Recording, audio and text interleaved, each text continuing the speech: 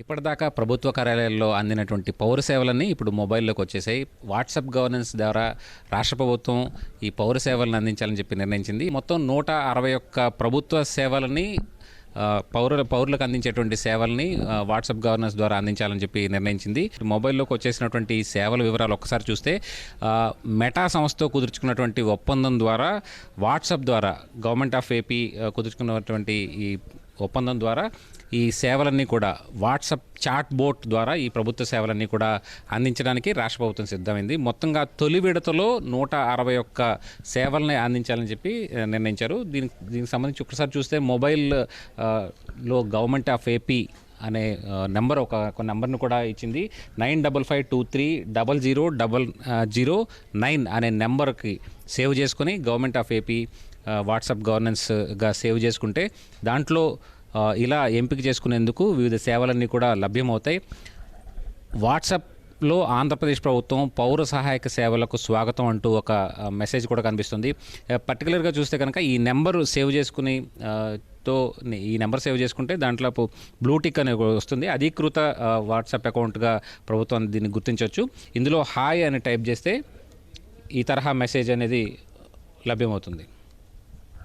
ఇందులో సేవను ఎంచుకోండి అనే చోట నొక్కితే దయచేసి ఒక సేవను ఎంచుకోండి అనే ఒక మెనూ వచ్చింది. దీంట్లో ఇది నొక్కగానే దేవాలయ బుకింగ్ సేవలు, దేవాలయ దర్శనం, సేవ మరియు దానాలు ఇలా వివిధ రకాలుగా ఈ సేవల్ని పొందించే అవకాశం ఉంది. అలాగే ఫిర్యాదు పీజీఆర్ సిస్టమ్కి సంబంధించి ఫిర్యాదు పరిష్కరణ సేవలు, దానికి సంబంధించినటువంటి స్టేటస్ తెలుసుకునేందుకు కూడా ఒక మెనూని ఏర్పాటు చేశారు. అలాగే ఏపీఎస్ఆర్టీసీకి సంబంధించినటువంటి బస్ టికెట్ బుకింగ్, అలాగే రద్దు చేసుకోవడానికి ఉన్నటువంటి సర్వీస్ను కూడా ఈ వాట్సాప్ చాట్ బోర్డ్ ద్వారా వినియోగించుకోవచ్చు. అలాగే ఎనర్జీ అంటే ఇంధన శాఖకు సంబంధించి ఏపీ కరెంటు బిల్లులు చెల్లింపులు, అలాగే కొత్త కనెక్షన్ను, ఇంకా ఇతర సేవలన్నింటినీ కూడా ఈ ఎనర్జీ సేవల ద్వారా వినియోగించుకోవచ్చు. అలాగే సీఎంఆర్ఎఫ్కి సంబంధించినటువంటి అప్లికేషన్ స్థితి, అలాగే ఫిర్యాదులు, ఇతర అభిప్రాయాలను తెలియజేసేందుకు కూడా ఇందులో అవకాశం కల్పించారు.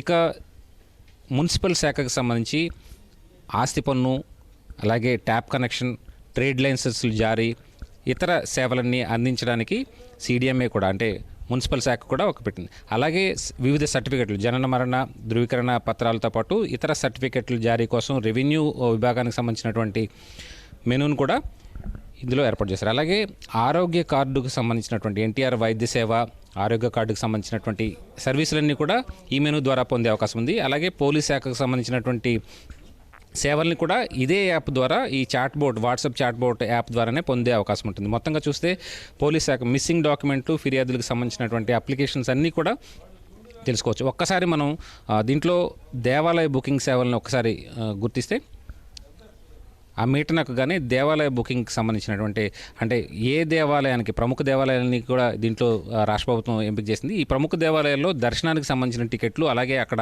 అకామిడేషన్కి సంబంధించినటువంటి టికెట్లను కూడా దీంట్లో బుక్ చేసుకునే అవకాశం ఉంటుంది.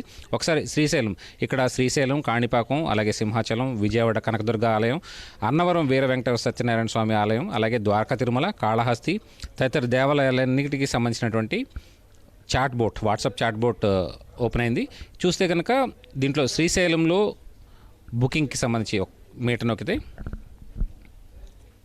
దీంట్లో గదులు బుకింగా లేకపోతే దర్శనానికి సంబంధించి అంశమా ఏదనేది ఈ వాట్సాప్ చాట్ బోర్డ్ చూపిస్తుంది. మొత్తంగా చూస్తే 161 సేవల్ని అందించడానికి రాష్ట్ర ప్రభుత్వం ముందుకు వచ్చింది.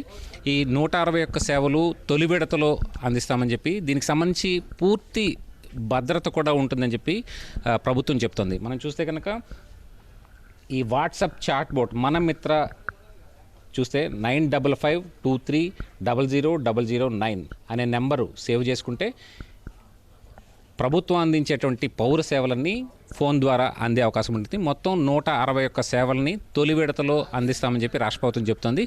తదుపరి దశలో మరొక 360 పౌర సేవల్ని అందించడానికి రాష్ట్ర ప్రభుత్వం సిద్ధమవుతుంది. మొత్తంగా చూస్తే ప్రభుత్వం అందించేటువంటి 520కి పైగా పౌర సేవలన్నీ కూడా ఈ వాట్సాప్ గవర్నెన్స్ ద్వారా రాష్ట్ర ప్రభుత్వం అందించడానికి ముందుకొచ్చిందని చెప్పాలి. అయితే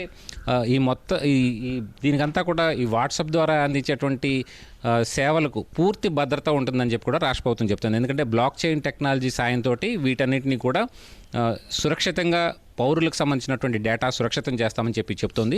అలాగే ఒకేసారి వాట్సాప్ ద్వారా అందించేటువంటి సేవలు ఒకవేళ ఫోన్ ద్వారా ఇబ్బంది అవుతుందేమో అని చెప్పి భావించాల్సిన అవసరం లేదు. ఎందుకంటే డేటా లేక్ అనే వ్యవస్థ ద్వారా నిరంతరాయంగా ఈ పౌర సేవలన్నీ కూడా సులభంగా పౌరులకి ప్రతి ఒక్కళ్ళకి అందే విధంగా రాష్ట్ర ప్రభుత్వం చర్యలు తీసుకుంది.